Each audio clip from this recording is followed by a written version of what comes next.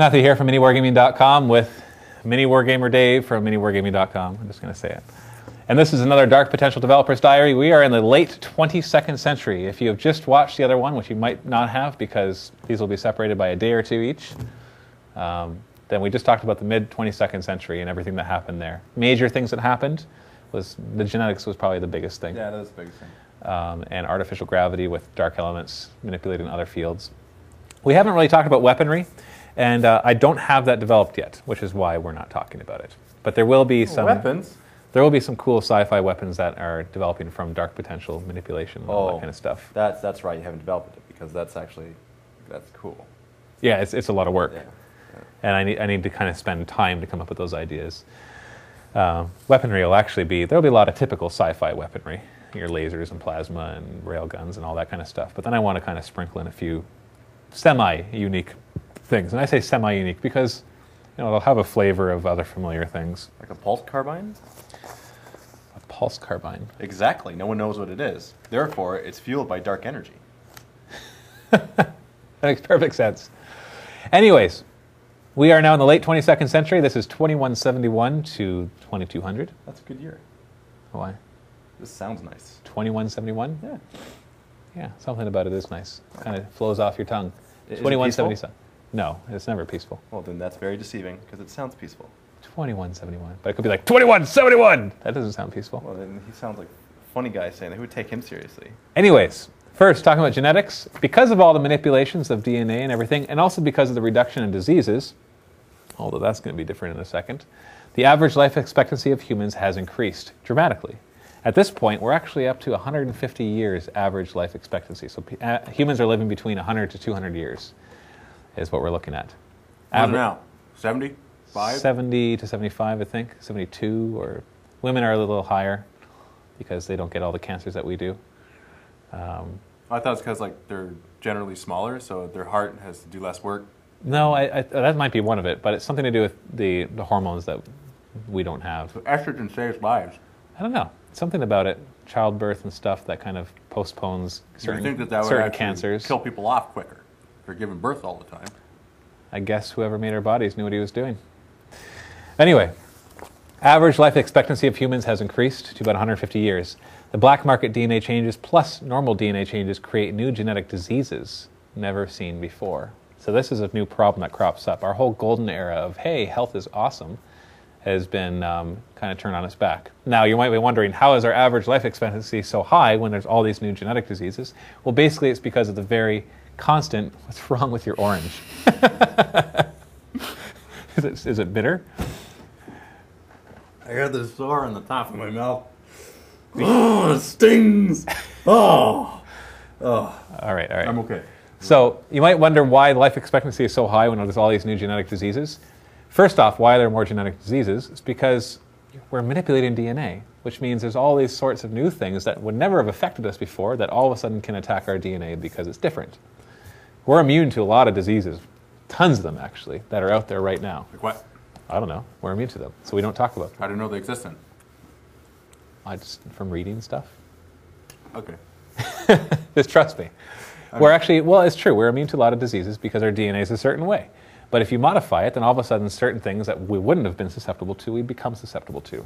So new genetic diseases are discovered all the time. And only because of the sheer effort of the scientific and medicine community, or medicinal, not medicinal, doctor and scientists and doctors, they have to work constantly to develop new cures. This actually creates a boom in the economy, surprisingly, because you have all these job positions for these higher intelligence, not higher intelligence, but I guess it would be higher intelligence, higher education jobs. So it really pushes society to become more educated. Anyways, I'm sorry. It's actually a very similar field to today. So it's not like this hopeless field, it's just a busy one. It's very busy. We're always getting flu shots, or we're always talking about flu shots. They're always talking about new diseases they're discovering. Like, we hear it all the time, right?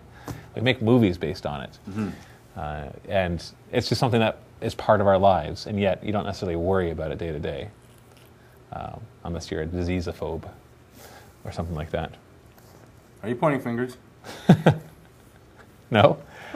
But I'm just saying that So life expectancy is able to go up because vaccines are developed, but it's a constant job, just like it is today. So we kind of reverted. Whereas we defeated all these genetic diseases, we just introduced tons more. We didn't create them. It's just that we're more susceptible to them. More susceptible. Yeah, because our DNA's changed. So things that wouldn't have affected our DNA now do. So we can, like, die from the measles again. I don't know if it would go back to ones that we've already defeated. Well, you just said we reverted.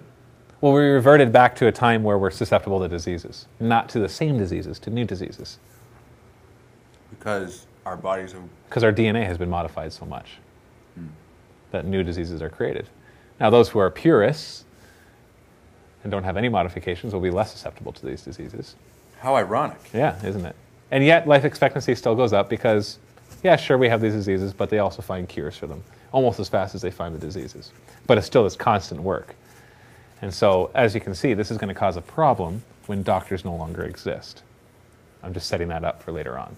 Doctors no longer exist. Yeah, when everybody dies, and there's all of a sudden no economy. We're talking about the post-apocalyptic part of this game. Oh, okay. I'm like, of this what are you talking about? Okay, that makes more sense. Yeah, I'm setting it up. Context. This is context. We're setting this up for the fall. And so we have this high life expectancy, which is obviously going to drop dramatically once the things, but all the DNA modifications will still be there, which will create this interesting soup of human beings. Soup of human beings. You betcha. I love it. So, energy-wise, dark fusion has been made portable in the late 22nd century. This is huge. This is an enormous change in technology that changes day-to-day life because it allows for smaller vehicles, electronics, appliances. They no longer need to be charged from dark fusion electricity, so they don't have to be plugged in anymore.